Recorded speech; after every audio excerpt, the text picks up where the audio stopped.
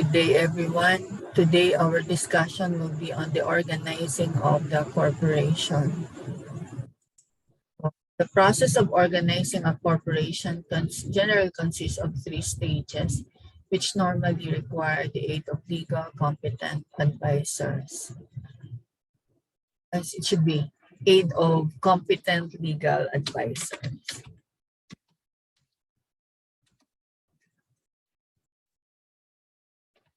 So these three stages will be discussed here. First, promotion. The incorporators make preliminary arrangements to set up a tentative working organization and to solicit subscription to raise sufficient capital for the business. So, parang announcing everyone that there will be a corporation to be formed. So incorporation, the next step will be the incorporation. The process of formalizing the organization of the corporation. This stage includes drafting of the articles of incorporation, which must be duly executed and acknowledged before a notary public. So filing of the articles of incorporation with the Securities and Exchange Commission. Dito sa discussion na to kasi 2014 pa to, may nakalagay na together with a statement showing at least 25% of the total authorized capital share has been subscribed and that at least 25% of the total subscription have been paid. We've already discussed in the revised corporation code, which took effect in 2019, that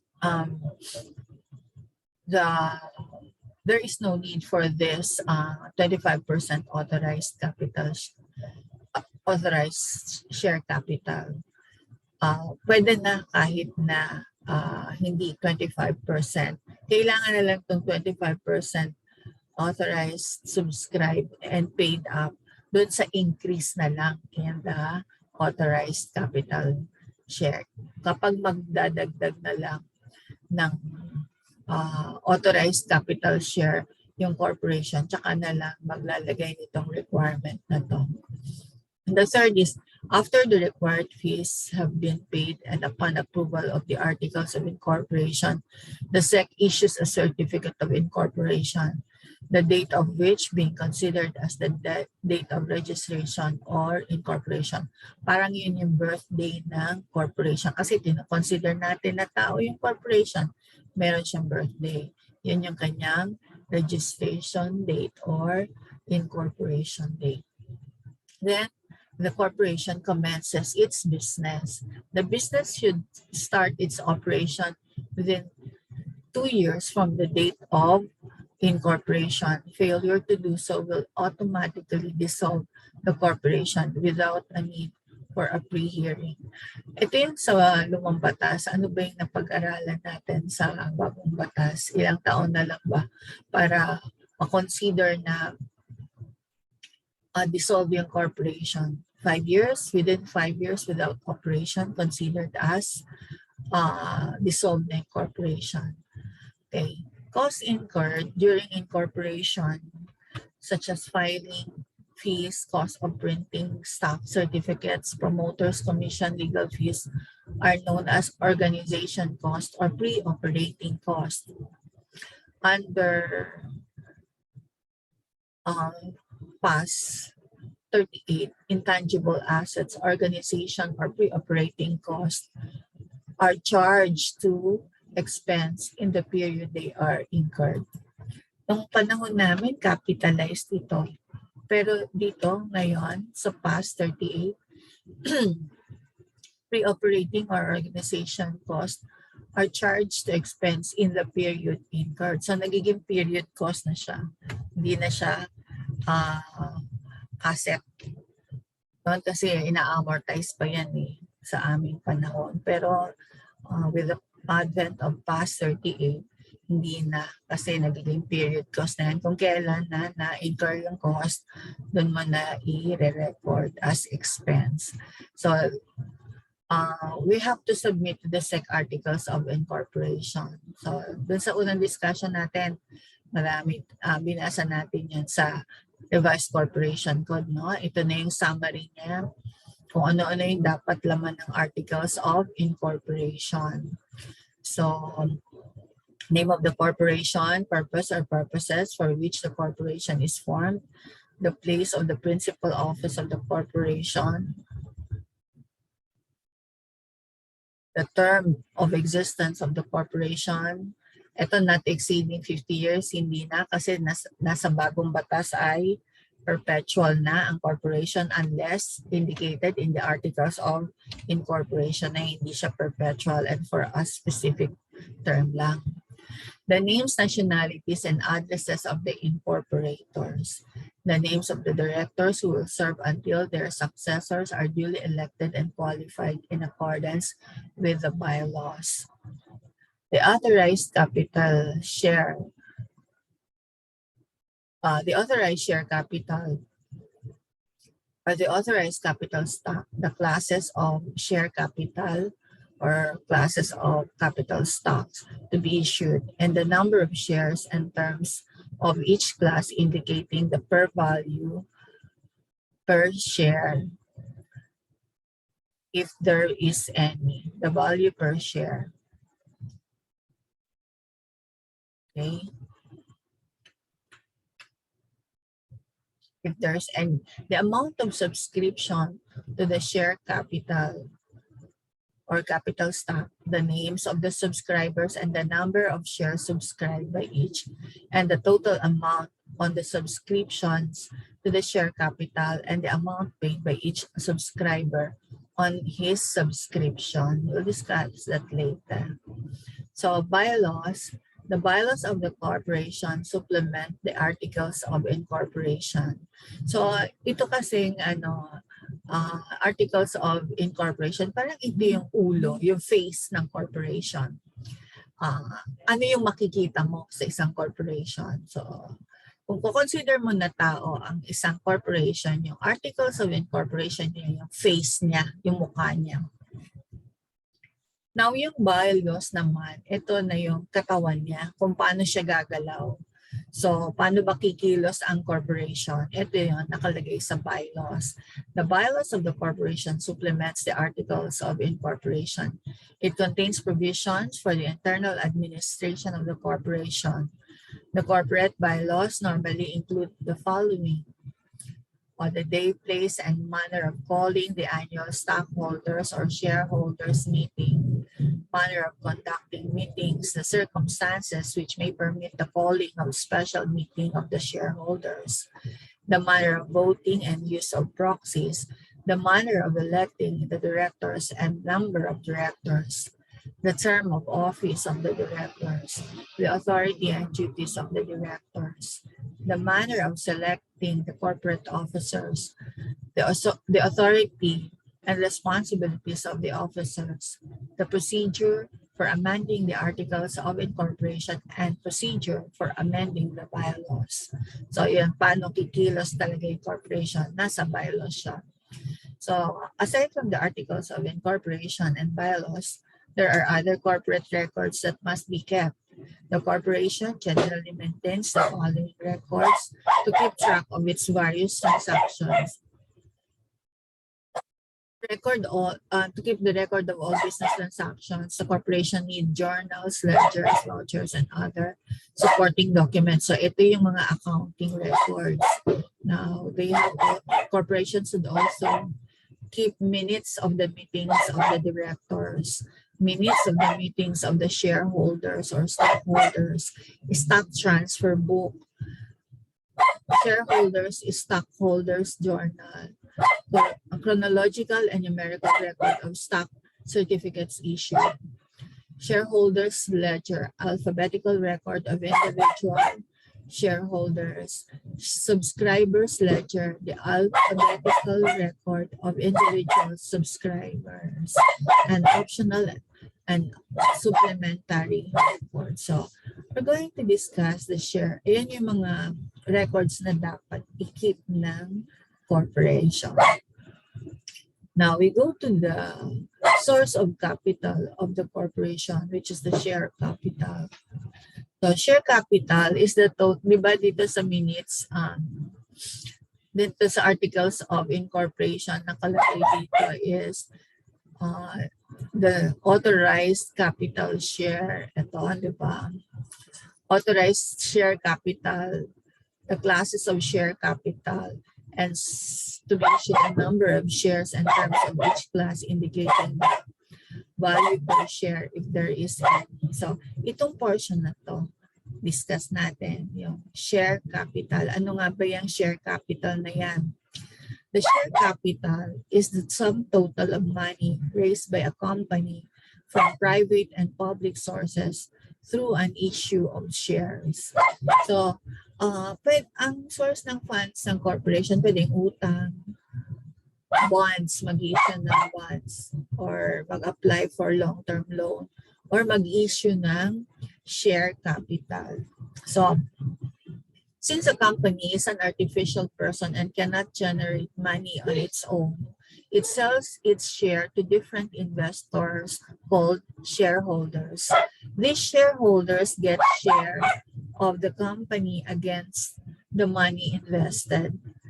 A company's capital is divided into certain units of fixed amount known as shares. So meron sang malaking capital na pina-authorize ang company, and then when you divide this capital into certain units, you call that units as shares. And the money raised by the company by selling these shares is called share capital. So number of units or number of shares times the value of that share per unit, then you have your share capital. Pagka single proprietorship or partnership, kung ano yung invested capital, yun na yung capital eh. Pero dito, dinidivide mo yung buong capital into shares. So, ibinibenta mo yun sa public per share. Pag bumalik yung pera from issuance of share, then that becomes the capital of the corporation. Okay? So, yung mga shareholders, sila yung investor, sila na yung owner ng corporation. The share capital of a company is not fixed and it can be changed by issuing new shares from time to time. Parang ano lang din, parang sole proprietorship, meron kang additional capital, or partnership, may additional capital or new new partner. Ito naman, mag-i-issue ka, magpapadagdag ka ng authorized capital. So these are the features of share capital. A share capital of the company remains with it till the time of its liquidation. Kasi yun yung capital niya, no? It is the most reliable and dependable source of raising capital for the company. For issuing shares, a company has to list itself in the stock market. So it increases the trust of the investors in the company. Yun yung mga, alam yung stock exchange. Parang yun yung market where you sell and buy shares of stocks. So since shareholders are the owners of the company, this gives them the right to participate in the company's management decisions. The shareholders get a share of the profit of the company in the form of dividends against the amount invested by them. Types of share capital. So meron tayong tinatawag na authorized capital. Authorized capital, pag narinig yun, itong word na to, it is the maximum amount of share capital that a company can issue. Ito yung ni-request nila dun sa kanilang articles of incorporation. Ito yung amount na inauthorize sa kanila na Securities and Exchange Commission na magamit nila as capital for their corporation, and can be changed only by following a specific procedure for changing the authorized capital. So, nabasa natin yan sa revised, revised corporation code, yung paraan kung paano ka mag-increase ng share capital. So parang ano ka rin parang papa-approve ka rin ng articles of incorporation. So for example, if the authorized capital of a company is 1 million and the face value of a share is decided as 10 pesos, then the company cannot issue more than 100,000 shares or 100,000 shares to the public. So yung 1 million, kasi maximum niya is 1 million So yung share na pwede lang i-issue is 100,000 because the face value of the share is 10 pesos. So issued capital, anong pagkakaiba nun sa authorized capital? Issued capital is the share capital issued to shareholders. It can be less than the authorized capital but cannot be more than it. For example, the company's authorized capital is 1 million pesos and the face value of the share is 10 pesos. So the company's owners decided that it only needs 600,000 as initial capital. So the company will issue only 60,000 shares to the public, although it is authorized to issue 100,000 shares. So kung ano lang yung gustong i-issue ng company, it doesn't have to be the authorized capital share. So it can be less but it cannot be more. Kasi pag more than the authorized capital shares, kailangan pauli ng panibagong approval ng Securities and Exchange Commission for the increased authorized capital share bago pa lang uli maka-issue ng mas mataas dun sa original authorized capital share. So, what is a subscribed capital? Pareho ba yung subscribed capital sa issued capital? So, subscribed capital is the amount of capital that is actually invested by the public. For example, a company has issued 10,000 share at a face value of 10 pesos per share to the public, out of which the public investors subscribed only to 6,000. Hence, subscribed capital will be 6,000 times 10 pesos, which is 60,000. Parang yung issued capital, parang yun yung in-offer ng ng corporation para bilhin ng public. That is the issued capital. Pero hindi lahat ng issued capital ay nasusubscribe. So, kung ano lang yung nasubscribe ng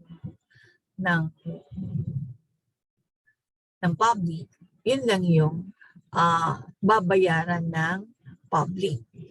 Although, nag-issue, ito ang ibebenta, pero hindi naman lahat binenta. So only from the portion of the subscribed capital that the company can collect. Called up capital. Let's see the illustration. For example, a company has issued 10,000 shares at face value at 10 pesos per share to the public, out of which the public or investors subscribe. Nag-discuss na pala natin. Called up capital. Called up capital is that part of subscribed capital which is called upon to pay the share allotted to the shareholders. The company may not require whole capital at once, so it may ask the shareholders to pay only the portion called up. For example, the company initially asked for 5 pesos from its subscriber of 6,000 share. Diba 10 pesos yung face value ng share. Pero hindi kaagad ko kolektahin yung 10 pesos. 5 pesos lang muna. So ano mga strategy rin to sa pagbebenta? Siyempre, ikaw, corporation ka, nanghihikayat ka na na bumili sila ng shares mo. So gagawan mo yan ng strategy na hindi mo muna kukolektahin lahat. Kolektahin mo lang muna yung katulad dito sa example, half of the face value, which is 5 pesos ng 10 pesos. So ang called up capital will only be 5 times 6,000, which is 30,000. So ano naman yung paid up capital? So yun yung called up capital, yung amount na tinawag para yung amount na kailangang mabayaran on the subscription. Hindi lahat ng sinubscribe ay babayaran kaagad. Only that called up capital which should be paid. So paid up capital is the total amount of capital actually paid by the shareholders. For example, out of the called up amount of 5 pesos from its 6,000 subscribers, the shareholders of 5,500 shares paid the called up amount. So the paid up capital in this case will be 5,500 times 5 pesos, which is 27,500. Uncalled capital is that portion of total capital that the company has not yet called upon to pay its shareholders. Reserve capital, on the other hand, is that part of uncalled capital which the company reserves until the time of its liquidation. This portion of capital is not called upon during the existence of the company, and it is kept aside for the creditors of the company. So yun yung reserve capital. Okay? Magkaiba yung retained earnings sa reserve capital. Ito yung sa issuance ng capital share capital. There are two ways to calculate the share capital of the company. So share capital is equal to number of shares outstanding times the issue price per share, or share capital, number of shares outstanding times par value per share plus additional paid up capital. So actually yung total value of the share capital includes the additional paid in capital or additional paid up capital. So the par value here is the face value of the share. So pag sinabi natin par value, that is the face value of the share. Kung ano yung amount na naka-indicate doon sa stock certificate, yun yung par value per unit, yun ang par value na.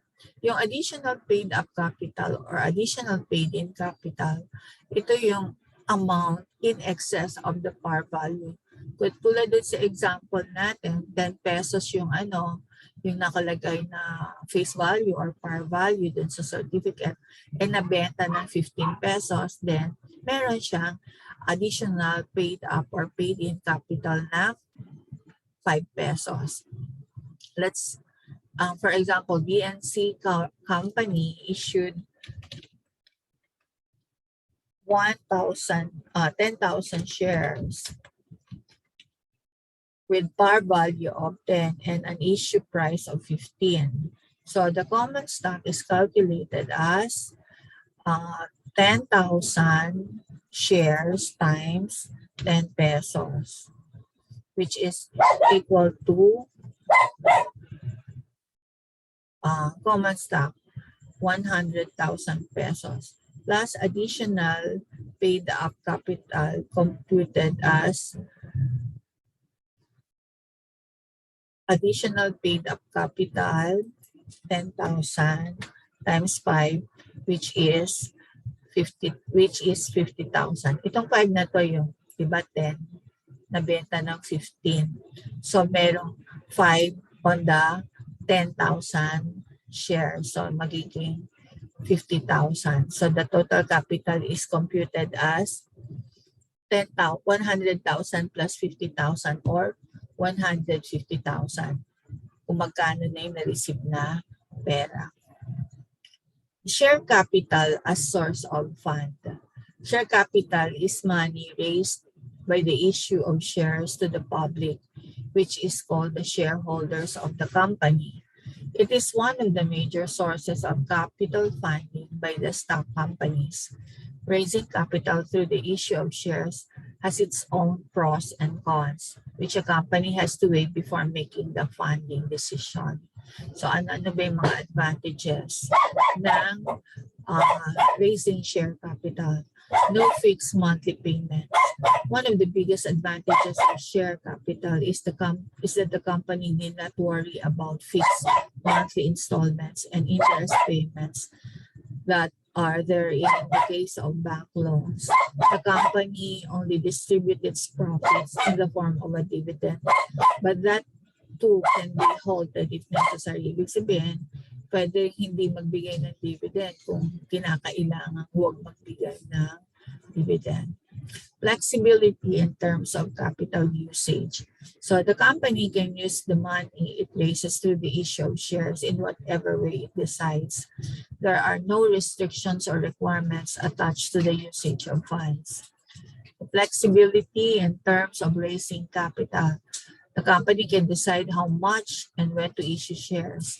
If the company initially requires lesser funds, then it can call only that portion of the capital from the shareholders. Lower risk. Raising capital through the issue of shares is less risky than other debt options. Shareholders of the company cannot force it into bankruptcy, unlike creditors which can, in case of failure of payment, can force the company to be into a bankruptcy state. So, yun ang advantage ng getting capital from the shareholders instead of getting it from creditors. Now, disadvantages of raising share capital, reduced ownership kasi nag-share ka ng ownership dun sa public dahil sila na rin ay owners ng business. One of the biggest disadvantages of raising capital through shares is the reduction in the control and ownership of the company. Each share is a part of the company and its holder is an owner of the company. Shareholders have voting rights in terms of various business and management policies. The shareholders can even remove the owner from the leadership post if they have a majority. Higher rate of return. Since the risk of shareholders is high as compared to creditors, they will expect a higher rate of return from the company. At saka endless yung pagbayad mo ng dividend, no? Hindi katulad dun sa mag-end lang yung pagbayad mo sa dividend. Hindi mag-end yung pagbayad mo ng dividend kasi magpapalipat-lipat lang yung shares of stock sa ibang tao hanggat naka-issue siya eh. Hindi katulad ng sa utang naman, kapag nakakabayad ka, lumiliit naman yung interest mo. So, the next is the higher cost of raising capital. Raising capital through shares is a lengthy and expensive process. The company has to issue the prospectus informing initial public offering, and there will be additional advertisement costs, legal costs, and other costs incidental to the promotion of the shares. So taxation, dividends are paid from the company's after-tax profit, while interest paid on bank loans is tax deductible. So wala kang deduction kapag yung nagbayad ka ng dividend wala kang deduction from taxable income pagka dividend yung binayaran mo. Pero kapag nangutang ka lang, meron kang interest expense, nagbayad ka sa bangko ng interest expense, some portion of your interest expense, kung wala namang interest arbitrage, deductible from the gross income. So, yun yung Disadvantages naman ng issuing stocks instead of getting loan from the banks. Share capital is also known as capital stock.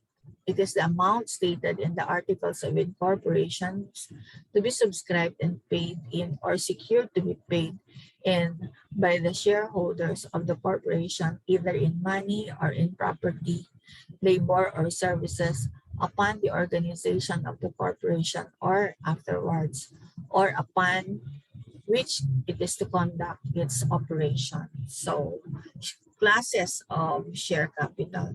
A corporation may issue two classes of share capital: the ordinary share capital or common stock, and the preference share capital or the preferred stock.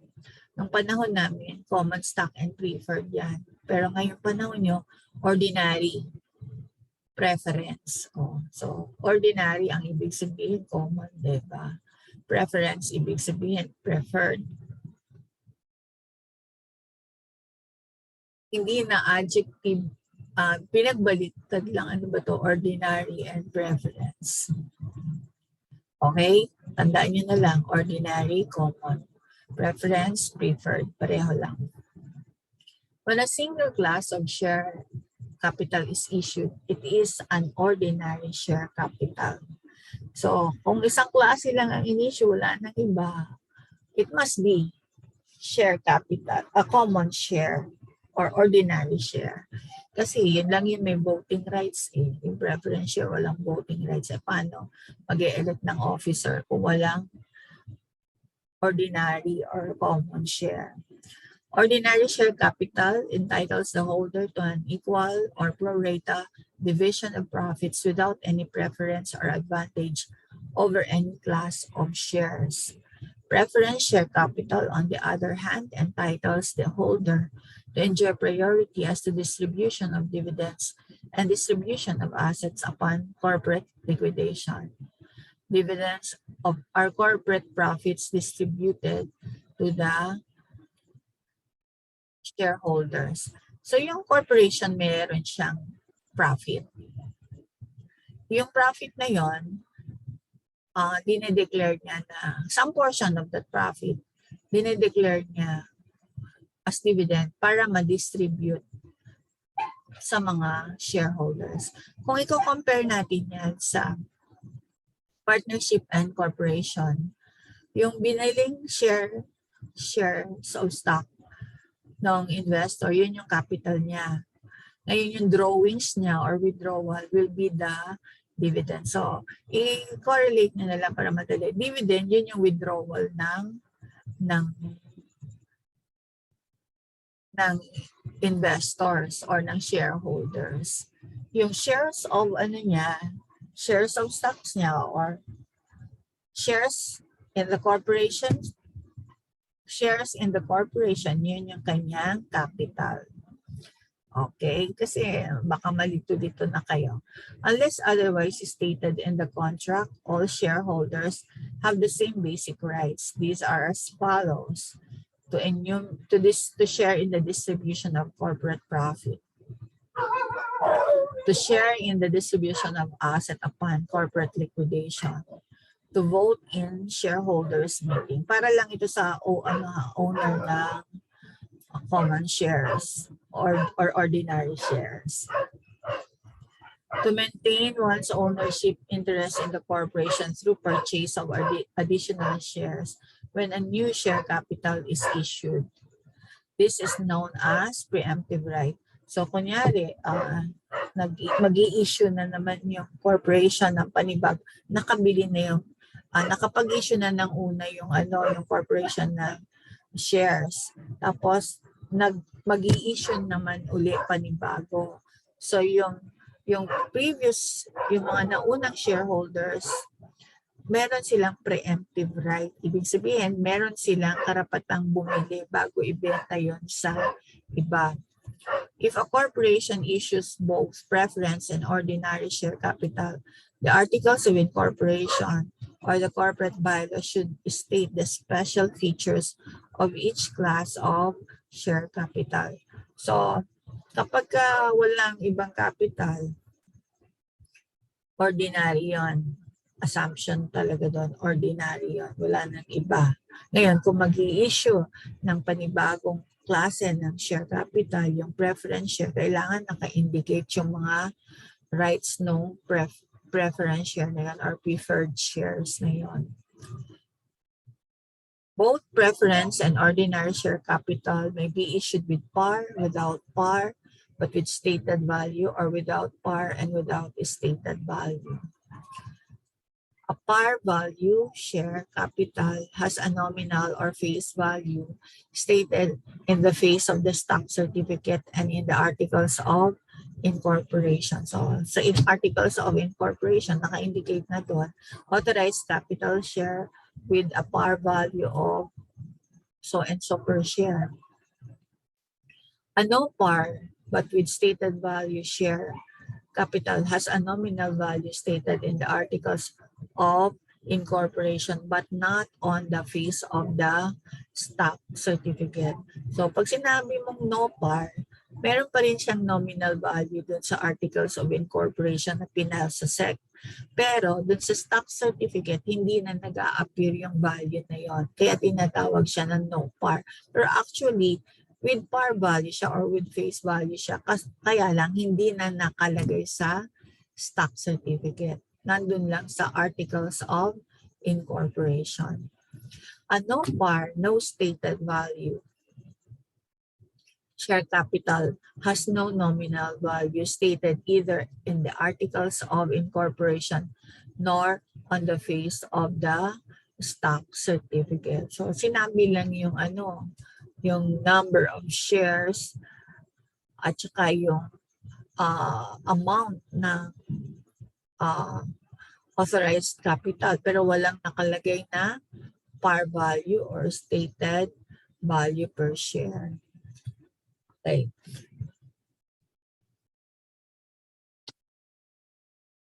So, a no par value share is to be issued for a consideration of not less than 5 pesos. So, kahit na no par yan, it cannot be without value.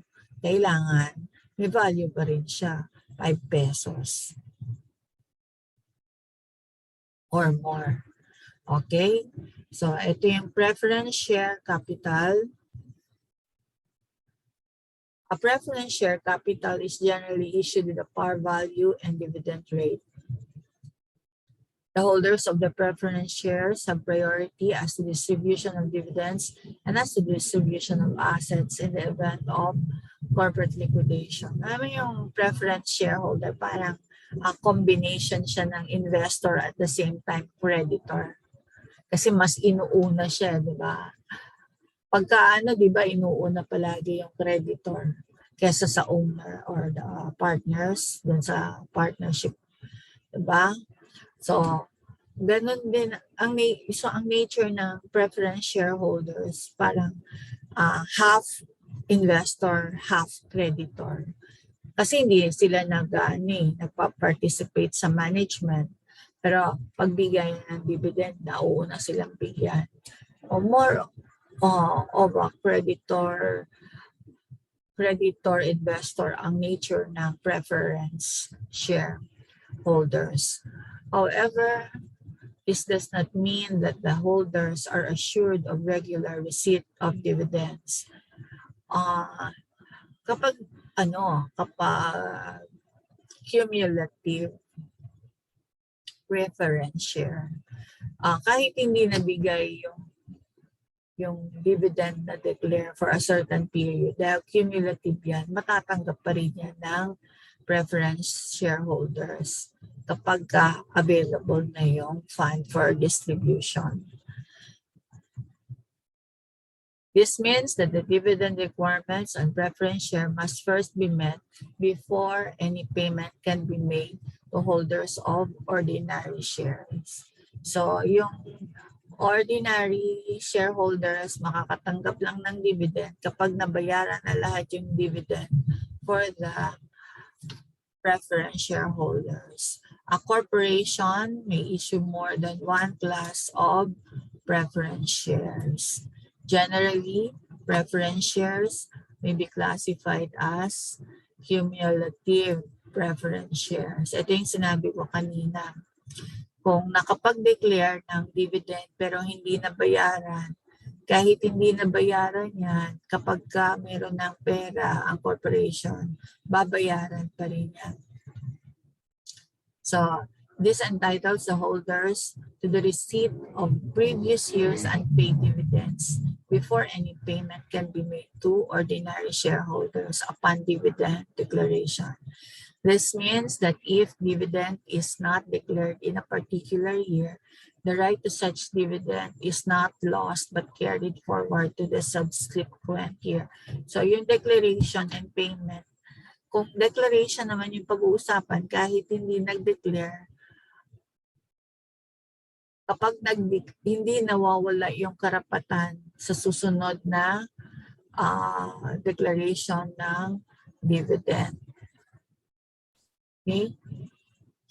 Non-cumulative preference share. O, yung non-cumulative naman, yung nag-declare pero hindi nabayaran, hindi na yan mababayaran. Kasi non-cumulative eh.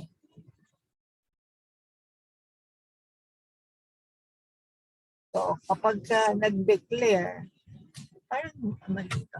parang dapat, kapag nag-declare, pero hindi nabayaran, kasi minsan nag-declare lang pero hindi kinakapos naman ng fund yung company. So, kapag nag-declare at hindi nabayaran, yung hindi nabayaran, na-water na yon. Sa susunod ng declaration and payment na lang makakaasa yung cumulative preference, non-cumulative preference share.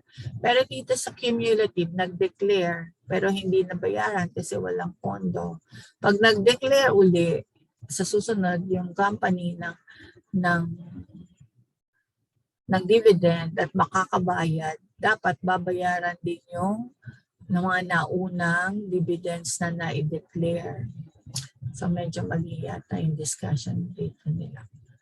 Participating preference shares entitle the holders to the receipt of additional dividend after holders of both preference and ordinary shares have been paid up to the current year's dividend.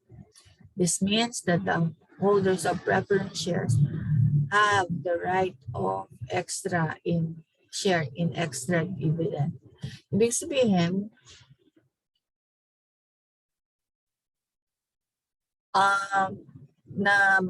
merong sumobra pa rin dun sa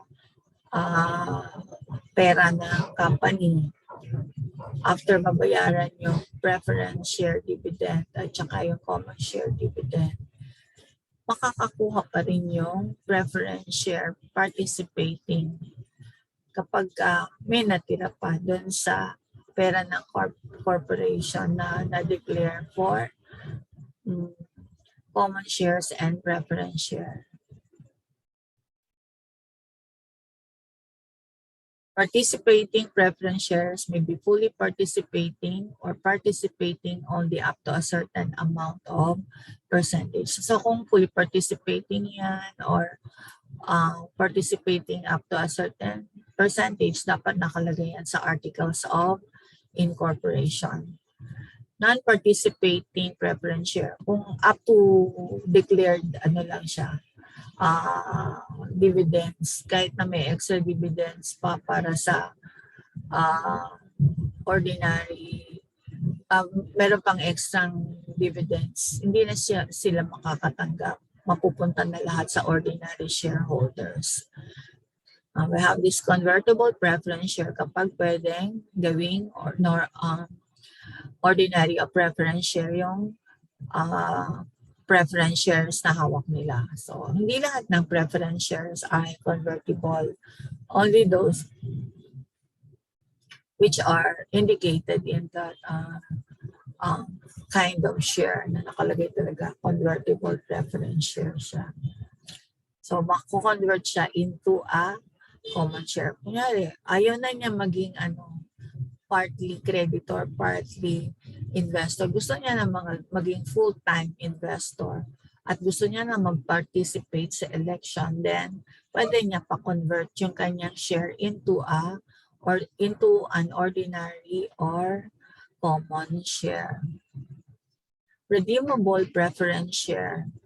Ito naman yung share that the corporation has the option to redeem or called as shares at a certain call price.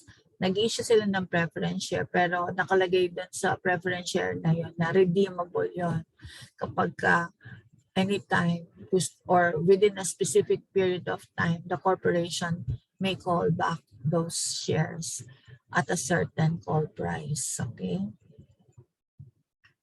So, ordinary share capital or common stock represents residual ownership equity. The holders of this class of share capital carry the greatest risk. However, the ordinary share in earnings to the greatest extent if the corporation is successful. Although the right to vote is a basic right of all shareholders, it is frequently given exclusively to ordinary shareholders as long as dividends are paid regularly to preference shareholders. Ito yung discussion ng book about authorized share capital. So, the maximum number of shares, both preference and ordinary shares, that the corporation may issue is termed as authorized shares. The authorized share capital is determined by multiplying the authorized share by the par value or stated value of the share capital. A corporation cannot issue shares more than the authorized shares stated in the Articles of Incorporation. However, it may increase its authorized shares and authorized share per capital by amending its Articles of Incorporation. Authorized share capital may be recorded under the journal entry method or the memorandum entry method. Ito, nasa accounting na tayo. Yung naka-indicate yung authorized share capital dun sa Articles of Incorporation. Wala pa tayong libro nun. Nakasulat lang yun dun sa Articles of Incorporation. So, ang source document natin for the journal entry of the authorized capital will be the Articles of Incorporation. Doon natin makikita yung data na yan or information.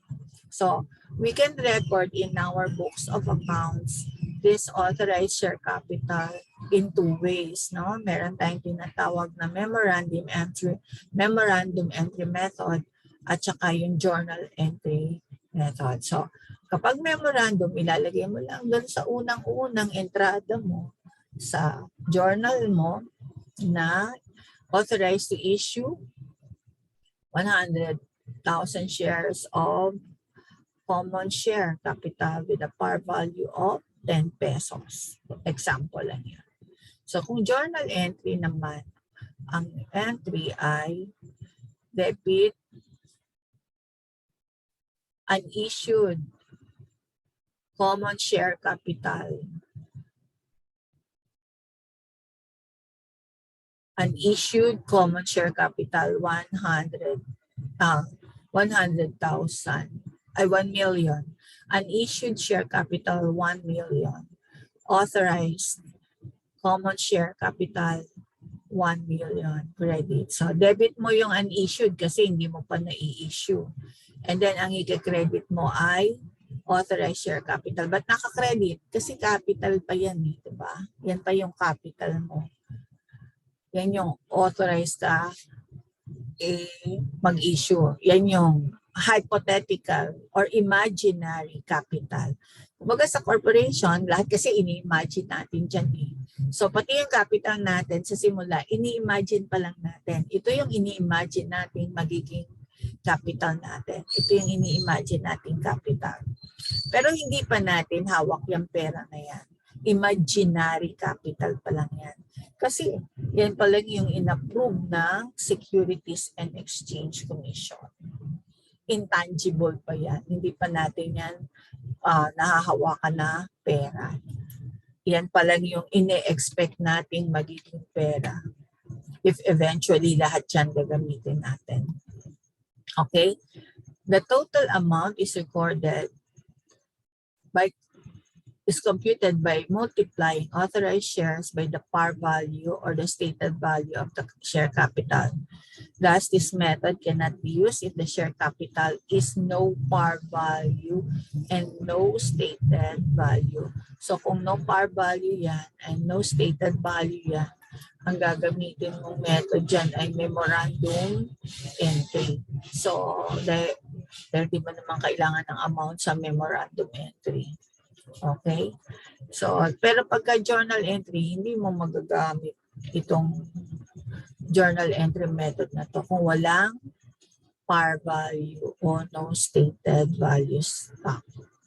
The entry to record authorized capital share is made in the general journal and is then posted to the share capital account in the general ledger. So, magkikreate ka ng share capital account. So,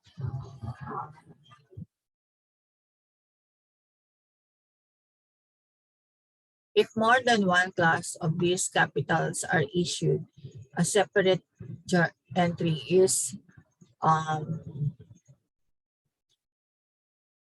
is made for each class of share capital and a separate account for each class is maintained in the general ledger. So, meron kang dalawang ledger account for the or tig-isa ang ordinary at ang preference share. The memorandum entry enjoys popularity in use compared to journal entry method. For problem-solving purposes, the memorandum entry will be used if there is no specification as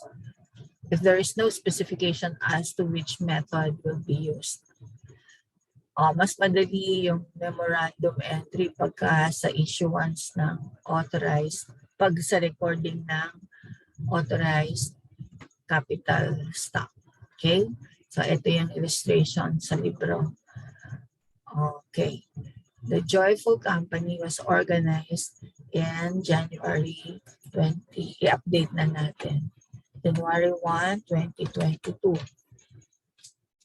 With the authorized capital. With the authorized ito.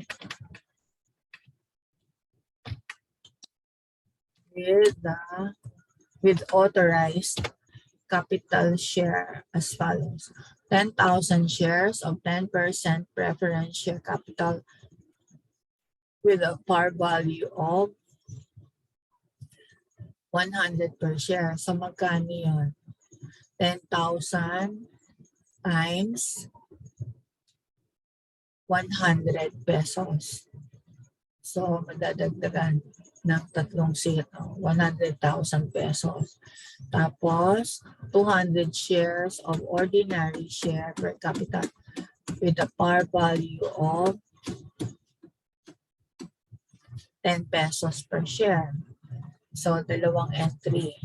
The entries to record authorized, tandaan, authorized pa lang yung nire-record natin.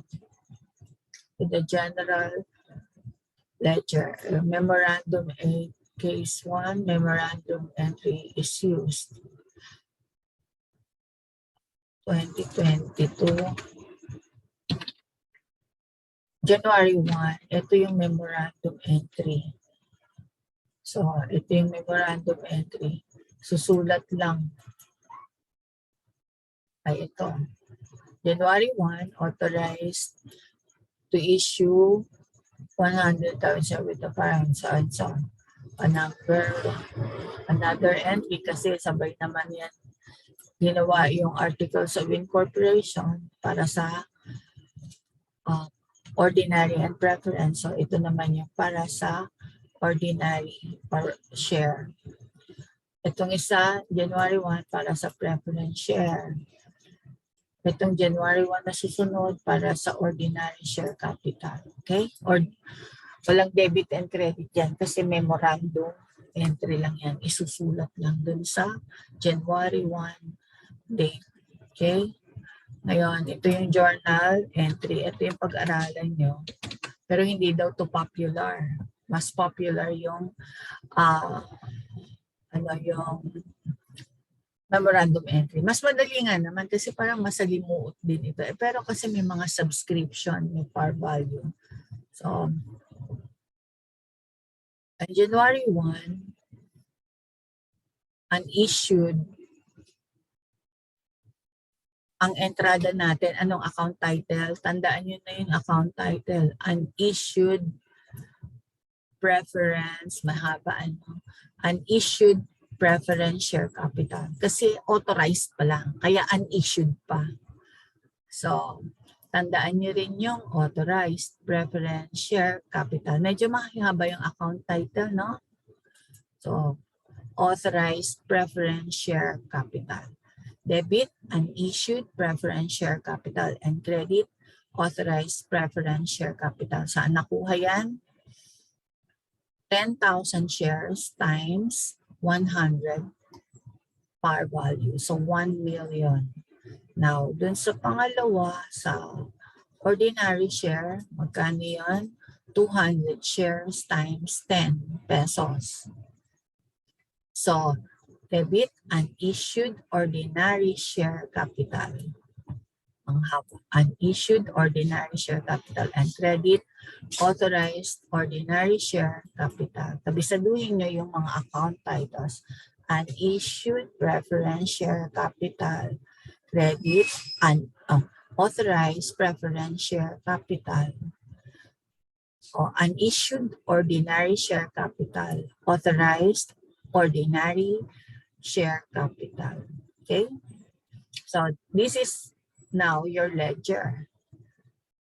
This will be the appearance of your ledger. Meron ka ng 4 na accounts. Ordinary, preference share capital, ordinary, authorized or preference share, authorized ordinary, unissued preference, unissued ordinary. Okay? So, issuance of share capital. Okay, we'll go to that on the next video na because it's already so lengthy. So, itakil lang muna natin yung share capital dito. It will be discussed later yung recording na. Okay? We're going to end this discussion for at the moment.